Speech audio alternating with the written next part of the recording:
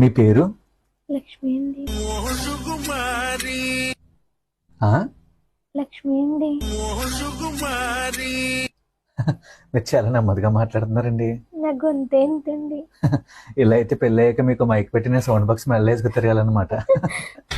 నీ నవ్వే చాలు పూబంతి చామంతి. 1 year later. నాకు నెమ్మదిగా మాట్లాడడం రాదు. నా గొంతే ఎంతైనా లేకపోతే చెవులో దూదులేసుకో.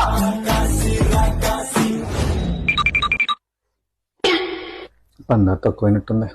లచ్చలు లచ్చలు ఏ?